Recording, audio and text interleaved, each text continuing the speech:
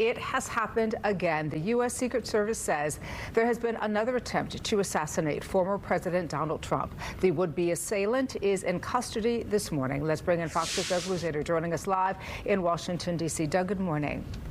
Good morning.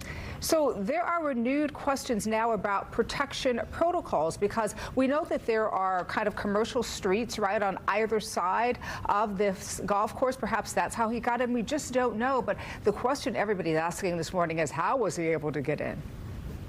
Yeah, I guess, you know, the good news is that there was a Secret Service agent that according to reports, spotted this weapon and he took action before anything happened. It does raise questions about why more perhaps wasn't done at the perimeter of this golf course to ensure that no one was there. You know, the kind of bubble that surrounds a former president is not the same as that surrounds a current president.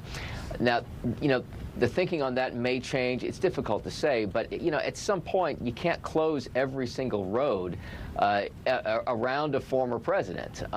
So this is where there's a real balancing act that the Secret Service has to pull off here. Did they do enough? You know, that's going to be one of the questions, no doubt, moving forward, as Congress, for one, is already investigating that first assassination attempt in Pennsylvania, just over 2 months ago. And you have to think, you've got to wonder what this guy was thinking. He said, somebody tried it before, now I'm going to try it again. We know that there are copycats out there, right? But the bigger question is what does this mean for former President Donald Trump moving forward as he continues to campaign as we head into November?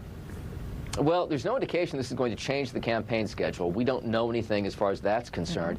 But it certainly does raise some questions about the level of security. We know that security has been enhanced around the president's public events in terms of, you know, securing these big rallies that he has, that kind of thing.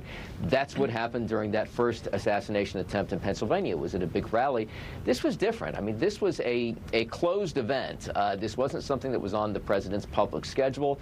It's probably not a leap for someone to assume that the president may be playing golf on his day off, but nevertheless, this isn't the same kind of event that we saw during the first assassination attempt. And very quickly, Doug, before we let you go, what do we know about the suspect?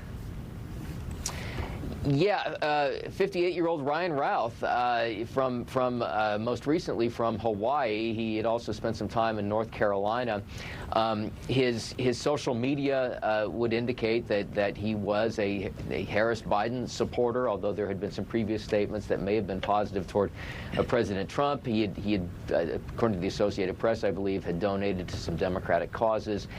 So we're still in the process of learning more about him. Unlike that first assassination attempt, in this case, we have a live suspect that can be questioned. Very good point. All right, Fox's Doug Luzader reporting live from Washington. Always appreciate you, Doug. Thank you.